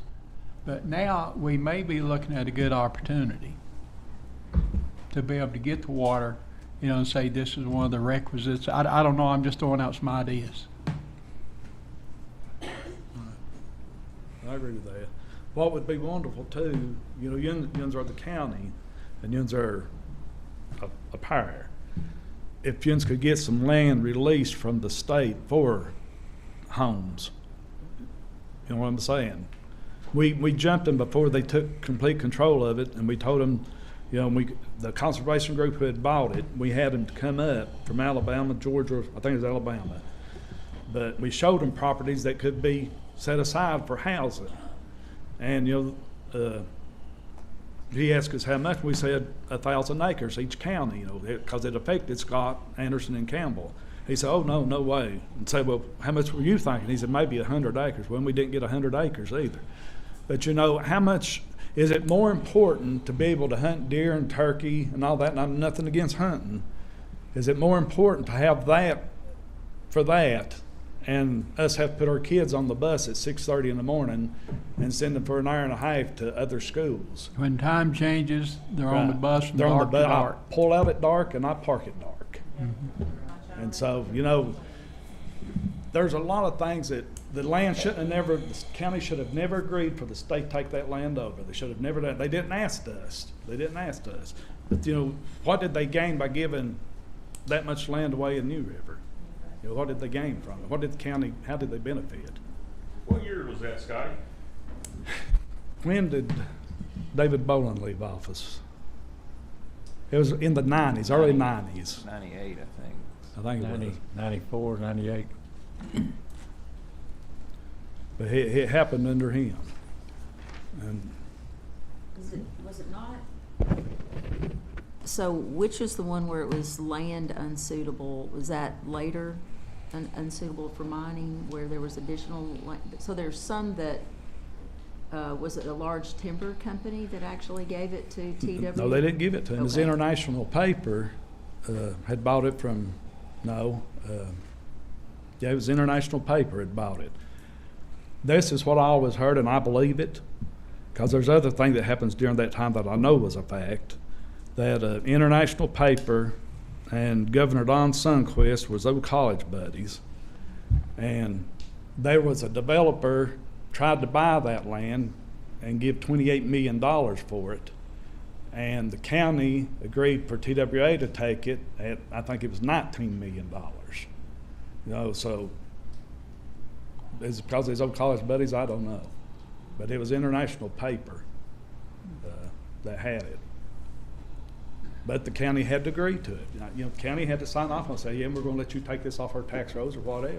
And they did gladly, you know, I don't know. I don't know why they did stuff like that. I wouldn't give up an inch of Anderson County. Okay. All right, I'm going to make a motion of deferral. I know it's complicated and I could defer it for 2 years and it still wouldn't be enough, but we don't have that kind of time. So I think I'd like to defer it to the December operations meeting.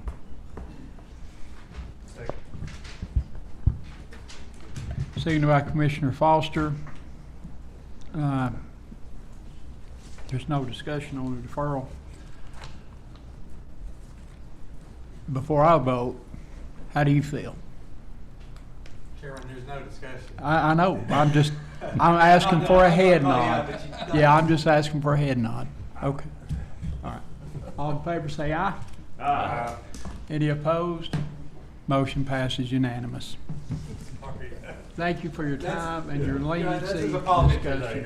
Yeah, it is, but these people, they drive, you know, look what time it's going, you know, they get home, and it's the most dangerous road in Anderson County. But, all right, thank you. Mr. Chairman, are we still going to explore having a workshop up there or something, or a public meeting? Absolutely. I'd like to have it there. Yeah, I'd we'll like do to have it it there. again. Okay. And then that way we can talk about all the things, and Nancy, I'm gonna give you this list, if you can email those packets out.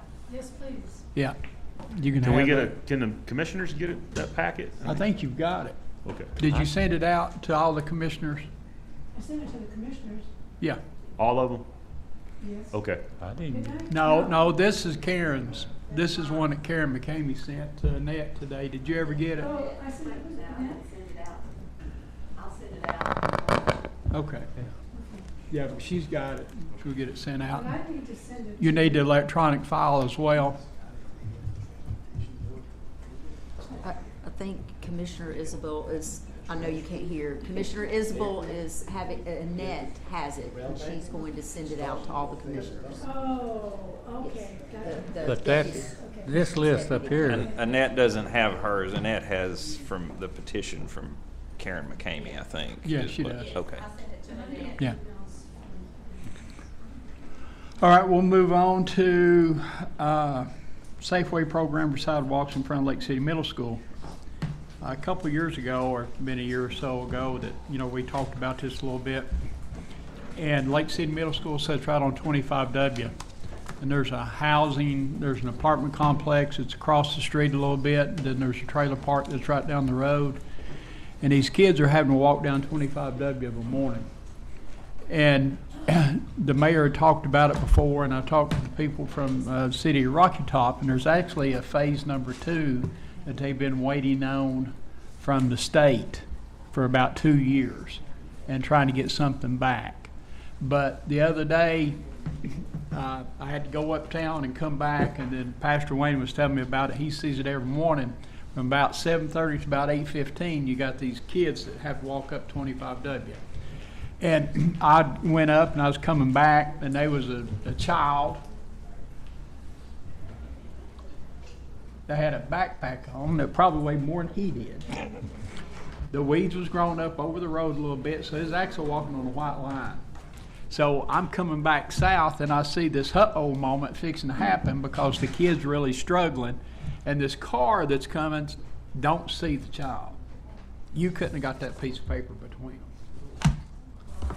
So I sent something out to Dr. Parrott as well, the mayor, and let's see what we can do about getting this Safeway program going back. Is it something else where we build a bridge, you know, that goes over from like the trailer park and then across the area there from the apartment complex? I mean, if you've got 20 or 30 kids that's walking up through there, and especially, that's one thing about right now when they're walking to school, it's dark.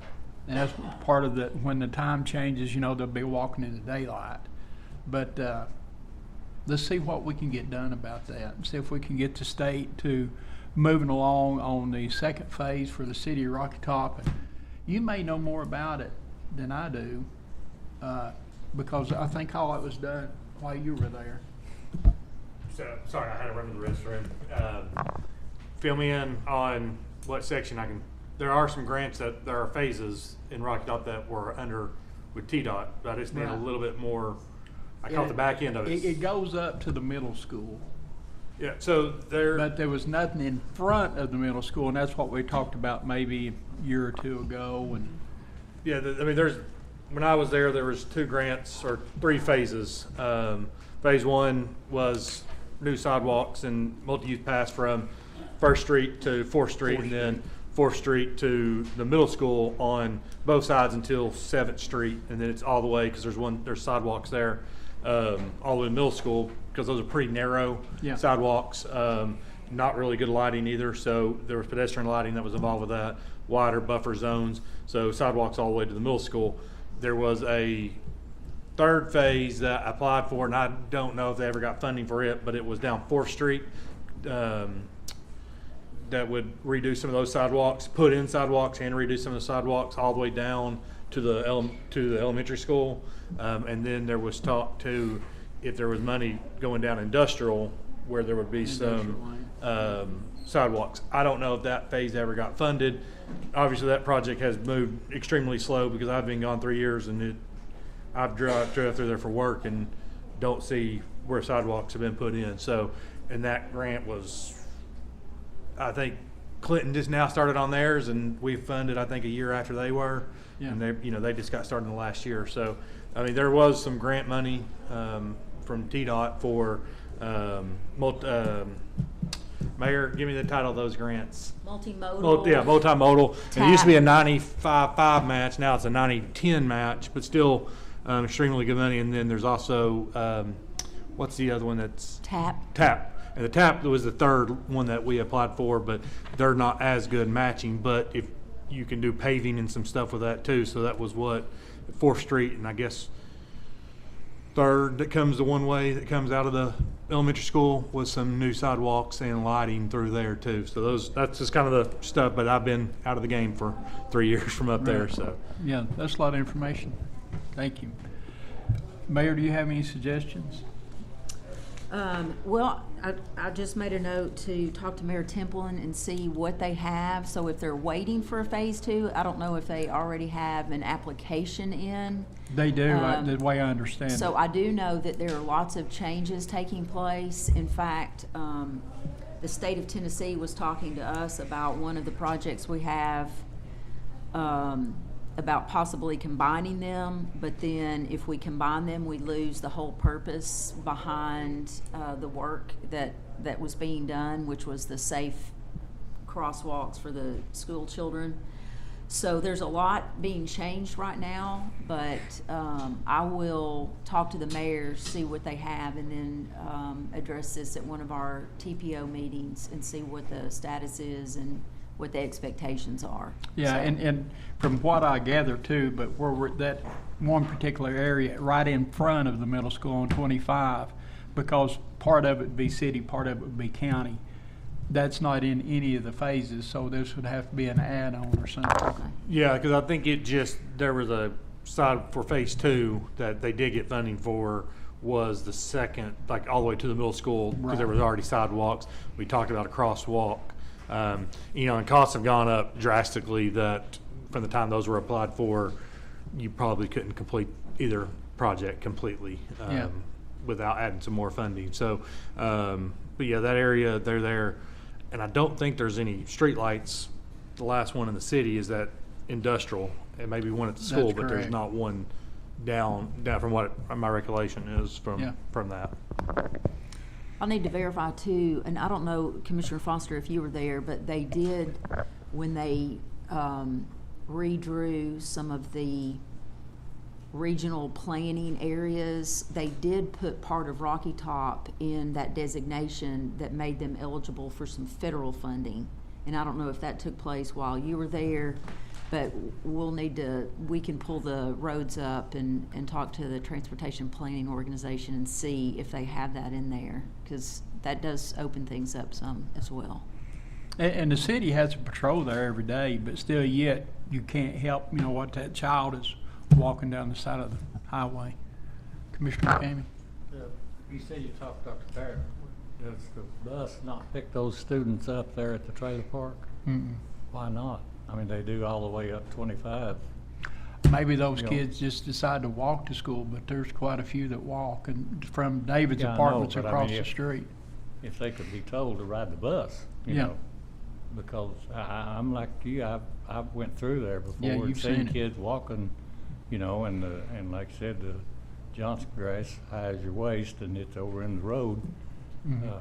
But you know, if they could just be told that they need to ride the bus, I mean, I don't know why they couldn't tell them that, or you know, because it's very dangerous. Yeah, and I guess that's a You know, Dr. Parrott thing, as a too. temporary thing. I mean, I know the bus runs up and down through there because I've Mhm. got behind it before. Scotty runs that route. Yeah. And just from what I remember, there at the middle school to the trailer park on the backside, there's kind of a creek Yeah. that stays swampy. I mean, it does, you know, even if maybe we could get some of that cleared, you know, and that'd be the school system, obviously, but getting some of that drainage clear where then you could even put a back entrance, a walkway. Yeah, that's kind of what we're. Like a, you know, a small pedestrian bridge that could be built by the community to Yeah. help that. But I mean, like I said, I know that this doesn't drain very well, so it stays pretty swampy because we used to help try to keep it clear with when I was there with the city. Right. But it's mostly on the school's property. Okay. All right. Well, we'll just work, Mayor, and see and we'll continue to talk, but I really appreciate everybody's time and attention on this matter, because safety is a big issue for all of us. All right. ACWA minutes. Got any discussion on those?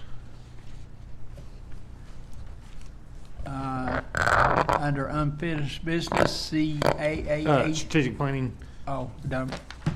that's before unfinished. Oh, yeah, go ahead. November 7th is a date that we're planning for. We don't have a location completely set yet. We got 2 people from CTAS that will be there. Lunch will be provided. And so just if you can let Chairwoman Palmer know if you are coming or not. Is that on Friday? Yes, 8:30. I thought, yeah, we did 8:30 to help people kind of get their kids dropped off and kind of get, and then we'll go till 4, correct? 4, okay. And that's open to the public as well. is Yeah, that we'll make sure we get it, the paper and notify. Yeah. Okay. Any discussion? All right, thank you. Then we'll move to the unfinished business, CAAC Proposed Animal Shelter Advisory Board deferred from Operation September meeting. I think Commissioner Foster, you was working on something. Yeah, I've sent my changes to the law director. I know he was gonna review, the document. He has a copy of that.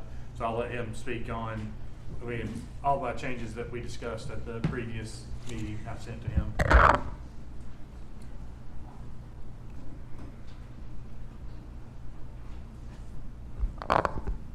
And one thing I added, because I got clarification from a member on the veterinarian or animal welfare professional, the reason they put that in, if it was a retired veterinarian, that maybe their license had they don't keep their license up because they're retired. So I put in my language just a veterinarian or one that retired in good standing, or an animal science. It says with advanced degree. I said an animal science degree with master's. So that was only my change from the previous meeting, because I got clarification on that. So somebody with an animal science degree, master's or higher, and then it could be a vet that's retired, but their license, they don't keep their license up. They retired in good standing. But the law director has that change too. Did we actually get that from the law director yet? He ain't given us anything yet. Okay. But he's going to talk about it.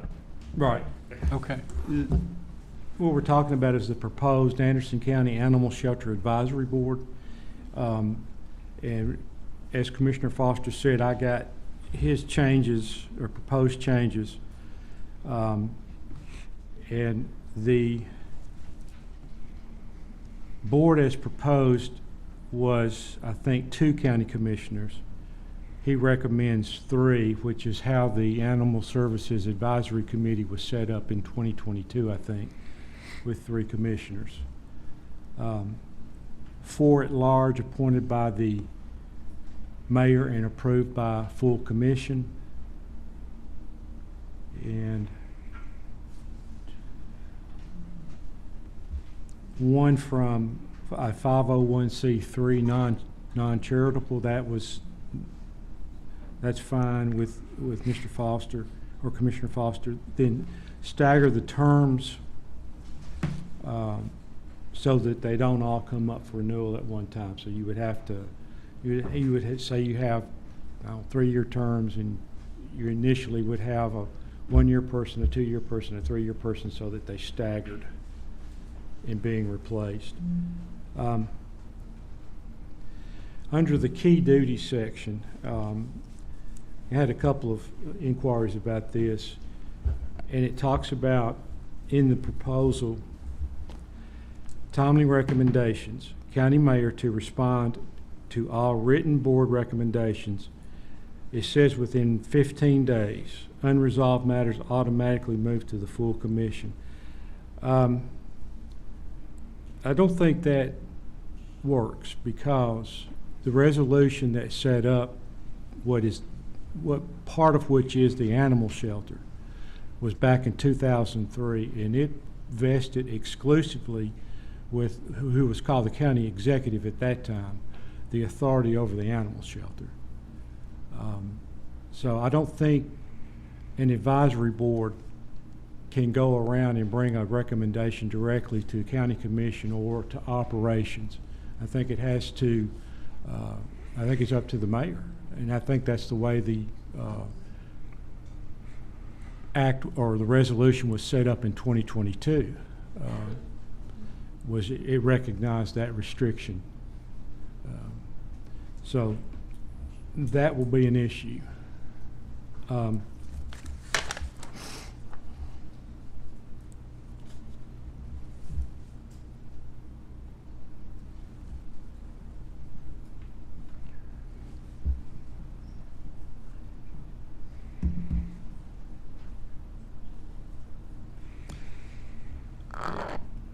Commissioner Foster did, it says changing submit annual report to full commission and mayor. Is that,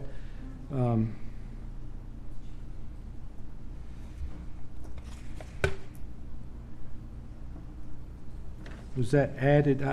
Yeah, they said submit annual report to full commission. I said, so I added, last month we discussed this, that it would be, Full and the mayor would commission. get that full report Okay. also, so it falls in her department.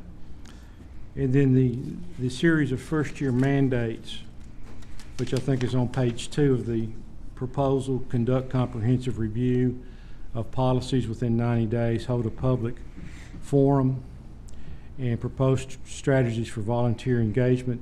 That was recommended to be removed from the proposal. Now, that's what this committee does with it, or what is fine. My only thing I see that runs afoul of the resolution that established it, the animal shelter, I mean, that established this, what is now the animal shelter back in 2003, that resolution gave the authority to the county executive. And I think an advisory committee that meets and bounces recommendations off the mayor, off each other. I wasn't around in 22 or 23 or 24 when that was in effect, but you do have that. You do have the enabling resolution from 2003 that pretty much dictates. Now, obviously, people can always come and speak at, but I don't think a board or a committee could take action without, based upon that. I think it has to be, unless I'm missing something, it has to come through the mayor. So that, I'm not sure where that puts everything, but that was really the thing I saw in it.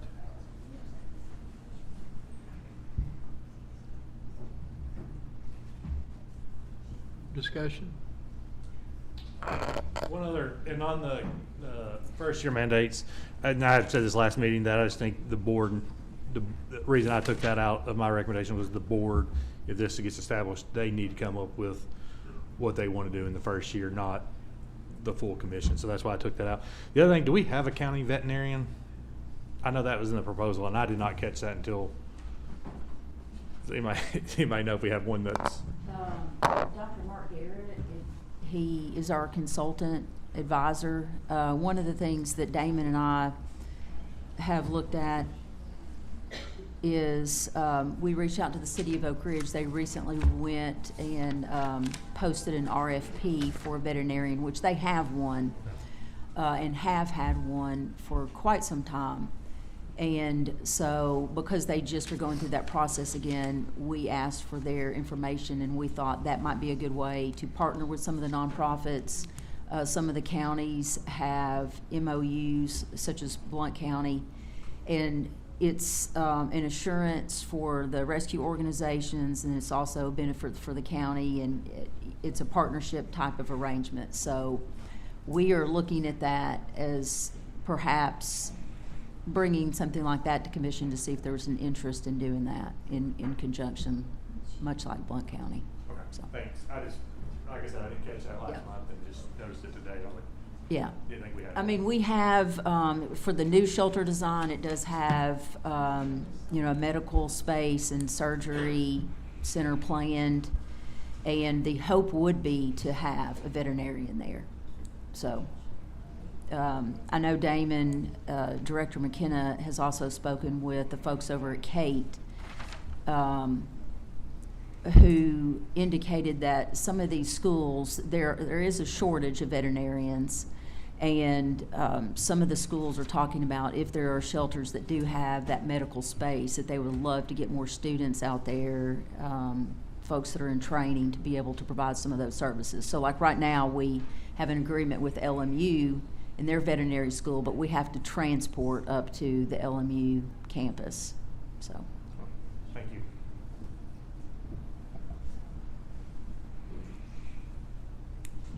Commissioner Wanda. Go ahead. All right. Mr. Capps. The veterinarian consultant that we have, like, what specific duties does he carry out? Like, is he spaying, neutering? Is he administering rabies shots? I'm just clarifying for what role he. I mean, he does directly assist us with getting the best cost for vaccines and medications and things like that. He looks over.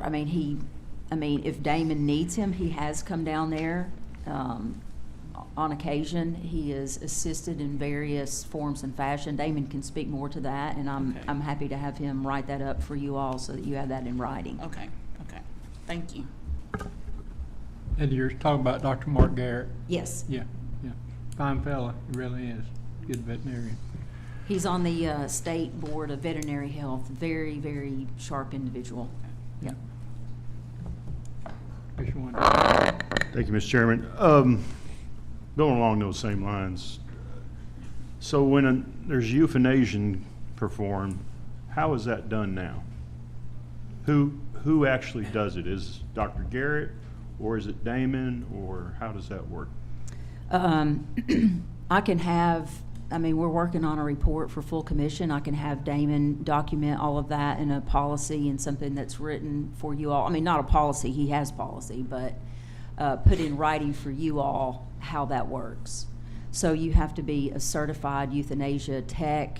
You can go online and pull up and see who in our department is certified to do euthanasia. We do have to be inspected by the state of Tennessee. They inspect our medication. It has to be locked in a certain way.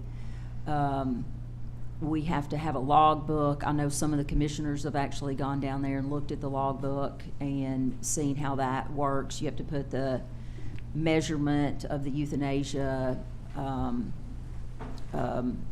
drug that's being administered. It's very closely managed because it is a controlled substance, and we have to actually work with the DEA on that. So Okay. I know Director McKenna is one of the techs. We really like all of them to be, but I don't know that I would have to get the list of every staff member that is youth certified. So you do want to be in a position where if one of the officers is out or something and they don't need to be in a position to have to wait if Damon's on vacation, for instance. So, but I think he can provide that list if you want to even see that log. So, Yeah, I'd like to see the process, procedure, Sure. and then maybe in the last year, how many euthanizations we've had, cats versus dogs. I'd like Okay. to see that, cats versus dogs. And then last thing, Mr. Chairman, if it's all right, I know it appears the fence has went up around the end of the old recycling facility, and the parking area has kind of been fenced off, but I guess my question would be, what's the next step there to finish that? What needs to be done?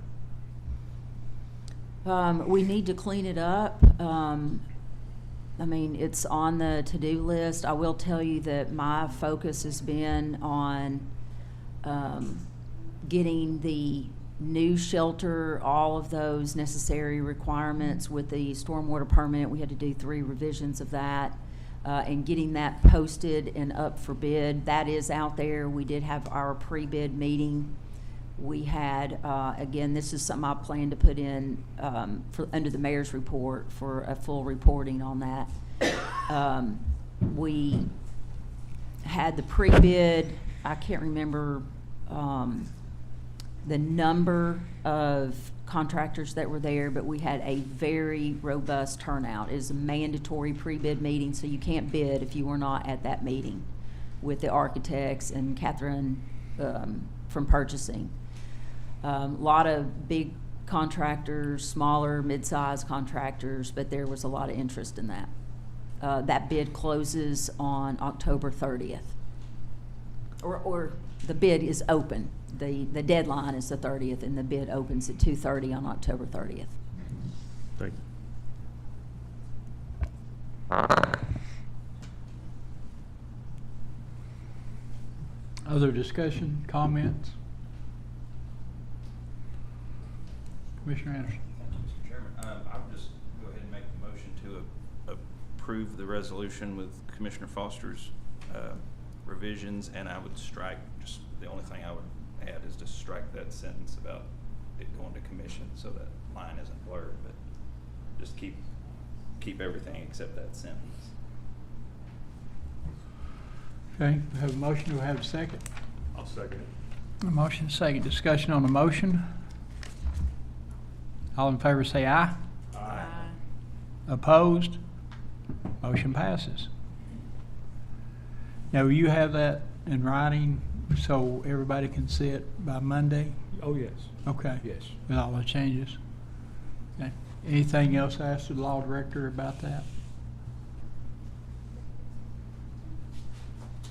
Okay. All right, any new business to come for this committee? Old business? Motion to adjourn. Thank you so much.